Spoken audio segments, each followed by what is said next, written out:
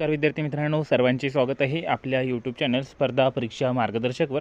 तर विद्यार्थी मित्रांनो, GMC संभाजीनगरची आता प्रोसेस जवळपास संपलेलीच आहे, कारण की याची डॉक्युमेंट्स व्हेरिफिकेशनची लिस्ट जी आहे ती प्रकाशित झालेली आहे।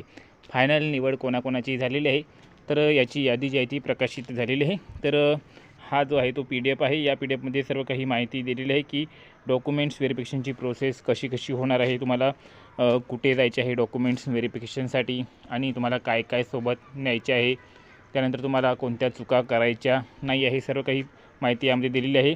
आणि कोणाची सिलेक्शन झालेली आहे, कट ऑफ वगैरे किती आहे, सर्व काही माहिती तुम्हाला या PDF मधून बघायला मिळणार आहे प्रत्येक पोस्टसाठी। तर ती माहिती आपण बघणारच आहोत। तर त्याआधी फक्त तुम्हाला एकच रिक्वेस्ट आहे की चॅनलवर तुम्ही नवीन आला असाल तर चॅनलला सबस्क्राईब करून घ्या। तर बघा, GMC सोलापूर भरती जी आहे ती आता लवकरच होणार आहे आणि याचा पेपर देखील लवकरच होणार आहे। तर या राहिलेल्या कमी दिवसामध्ये जर तुम्हाला याची चांगल्या प्रकारे तयारी करायची असेल तर बघा, या ठिकाणी ऑफर जी आहे ती चालू आहे। 400 रुपयाला PDF कोर्स तुम्हाला फक्त 200 रुपयामध्ये मिळत आहे। यामध्ये मराठी, इंग्लिश, कम्प्युटर, सामान्य ज्ञान सर्व विषयाचे प्रश्न, IMP प्रश्न तुम्हाला मिळणार आहे आणि याच्यातून मॅक्झिमम प्रश्न तुम्हाला परीक्षेमध्ये बघायला मिळणार आहे, जे तुम्हाला सिलेक्शन देण्यासाठी पुरेसे आहे। तर फक्त आणि फक्त 200 रुपयातच हा PDF कोर्स आहे। तर 200 रुपयामध्ये जर तुमची सिलेक्शन होत असेल तर कोर्स घेण्यामध्ये काहीही हरकत नाही। खूप मुलांनी कोर्स घेऊन सिलेक्शन जे आहे ते पक्के केलेले आहे, तुमचे देखील सिलेक्शन या ठिकाणी होऊ शकते। त्यामुळे हा कोर्स सर्वांनी नक्की परचेस करा। तर यासाठी तुम्हाला करायचे काय बघा, या ठिकाणी तुम्हाला 9284307184 हा मोबाईल नंबर आहे, यावर मेसेज करायचा आहे। 200 रुपयाचं पेमेंट करून स्क्रीनशॉट सेंड करायचा आहे, लगेच तुम्हाला सर्व PDF तिथे प्रोव्हाइड केले जाणार आहे। तर आता बघूया आपण।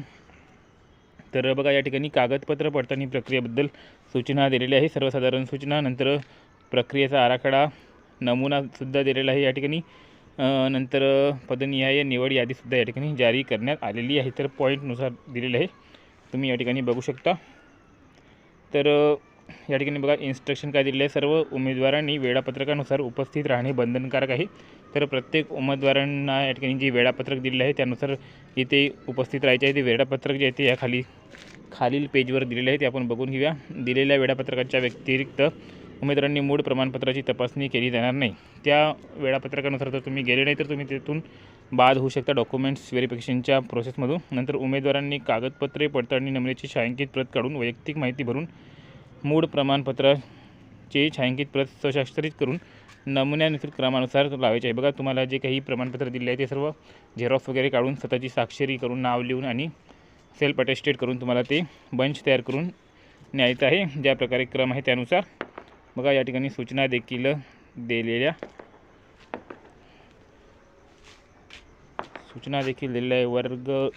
गट ड वर्ग 4 सरळ सेवा भरती परीक्षा अंतिम निवडसूची व सर्व।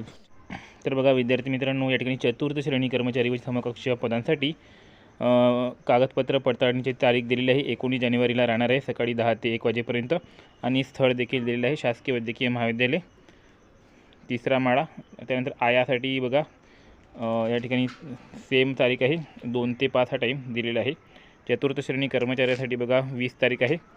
नंतर समकक्ष पदे बघा सेम सर्वांसाठी या ठिकाणी तारीख दिलेली आहे। हा PDF आपल्या टेलिग्रामवर अपलोड आहे, त्या ठिकाणी तुम्ही बघू शकता। तर हा 32 पेजचा PDF आहे, सर्वांनी हा बघून घ्या। तर बघा, या ठिकाणी प्रमाणपत्र दिलेले आहे, कोणते कोणते प्रमाणपत्र तुम्हाला लागणार आहे। तर हे जवळपास 20 प्रमाणपत्र आहे, सर्व तुम्ही बघून घ्या आणि हे सर्व रेडी ठेवा। तर सिलेक्शन लिस्ट देखील जारी झालेली आहे, बघू शकता। या ठिकाणी तुम्ही सिलेक्शन लिस्ट कोण या ठिकाणी सिलेक्ट झालेलं आहे। वेटिंगवाले यामध्ये दिसत नाही, तर वेटिंगची लिस्ट यामध्ये लवकरच लागणार आहे आणि ते सुद्धा तुम्हाला वेबसाईटवर बघायला मिळणार आहे।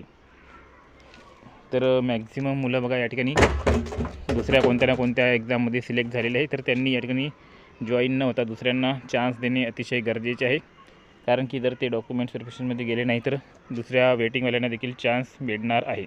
तर लवकर त्याची वेटिंग लिस्ट देखील तुम्हाला बघायला मिळणार आहे। तर ज्यांचे सिलेक्शन झालेले आहे त्यांनी कमेंट करा की त्यांचे सिलेक्शन झालेले आहे, आणि त्यांचे जर सिलेक्शन दुसऱ्या पोस्टवर झालेले असेल तर त्यांनी जॉईन न करता दुसऱ्यांना नक्कीच एक चान्स द्या। तर आणखीन काही तुमचे प्रश्न असतील तर कमेंटमध्ये विचारा, नक्कीच त्यांना उत्तर देण्यात येईल।